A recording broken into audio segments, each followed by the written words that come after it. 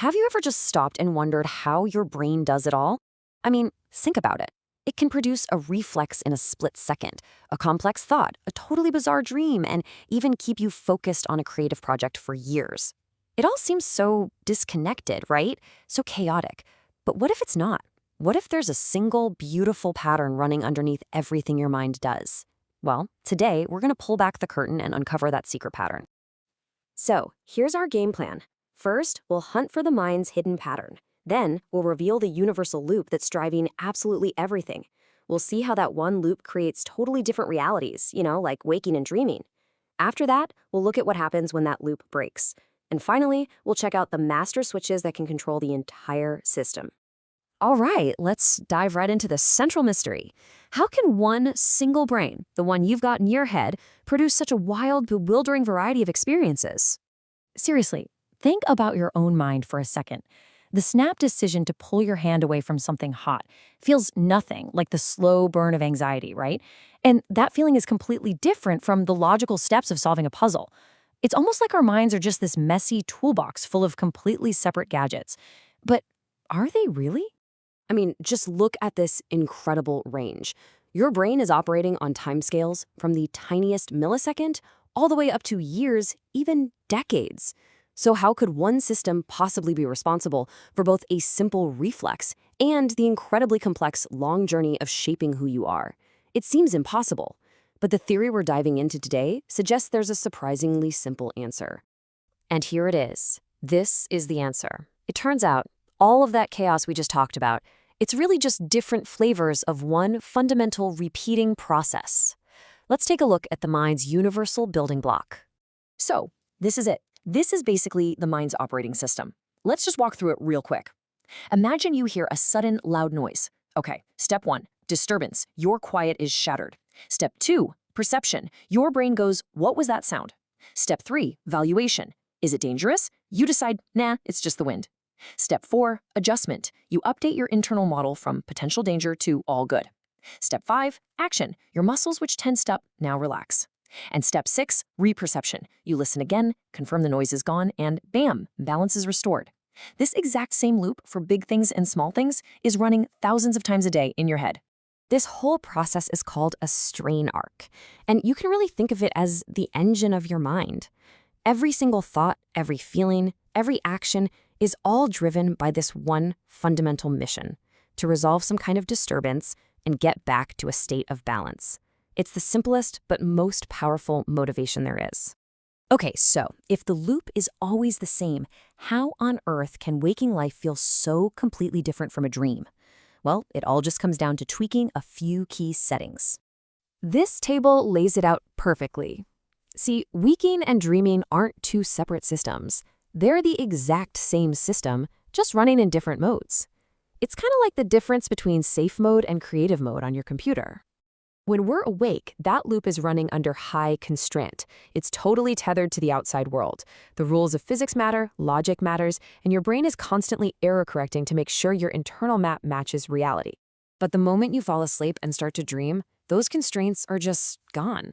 The loop is set free. It's focused entirely on your internal world of memories and emotions. Logic gets fuzzy, error checking is turned way, way down, and the story is guided by whatever feels important emotionally, not by facts. And that's exactly why you can fly or have a chat with Abraham Lincoln in a dream, and your brain doesn't even blink. And this is where creativity lives. It's a hybrid mode. It's that beautiful sweet spot that balances the structure of the waking world with the wild, associative freedom of the dreaming world. You're both focused and free, all at the same time. So, if this loop is the foundation for all our healthy mental states, it also gives us this incredibly powerful new way to understand what's happening when things go wrong. Mental disorders aren't some mysterious force invading your mind. They're basically glitches in this fundamental operating system. And right here, this is the absolute core difference. A healthy mind is flexible.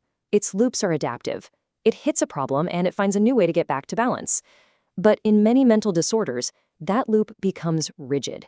It gets stuck in a fixed, repetitive pattern.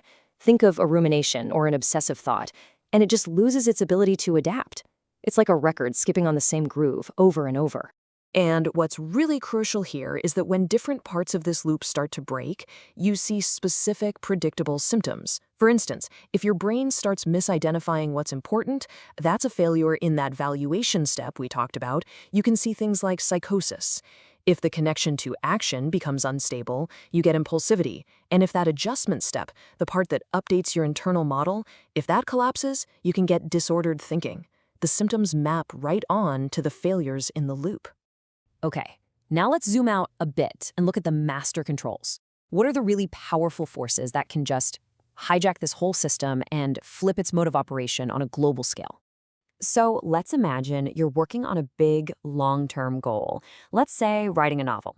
It's all about achievement, structure, and your brain's loops are all humming along, organized around this one purpose. But then, bam, you get an unexpected bill and you have no idea how you're going to pay it. That triggers a priority override based on a much more urgent need, safety. And suddenly, that novel? It doesn't matter at all. Your entire mental system gets hijacked, and every resource you have is now forcefully pointed at solving this immediate threat. And on a brain level, this whole thing is regulated by a master switch. As you can see here, when your theme or story brain is dominant, with that bar way up there at 80%, you're in the mode for deep, focused work. Your mind can follow a stable, coherent narrative. You're in the zone. But when that financial scare hits, the emotional part of your brain, the amygdala, takes over. And look, the ratio completely flips. Now emotion is dominant. Your system switches to high alert. You're not in a state for deep thought anymore. You're in a state of anxiety and high reactivity, just scanning for danger. And remember that creative sweet spot we talked about? Well, here it is again. The perfect window for creativity happens when these two powerful forces are in balance. You've got enough structure from your theme brain to stay on track, but you've also got enough emotional input from your salience brain to spark new ideas and make those surprising connections. So after all of this, after all that complexity, it's pretty amazing that it all really boils down to just 4 key variables that control your entire mental state. I mean, think about it. We talked about 1, the settings inside the loop, like constraint and error checking. 2, the loop's overall flexibility versus its rigidity. 3, the dominant need, like safety or esteem, that can hijack the whole show. And 4, that master switch, the balance between your story brain and your emotion brain. Pretty much everything we experience stems from these 4 controls. It's a really powerful idea, isn't it? Your mind isn't just a collection of different tools, but one single dynamic system that's constantly shifting its configuration to meet the needs of the moment. Which, of course, leaves us with one final question for you to think about. What mode are you running right now?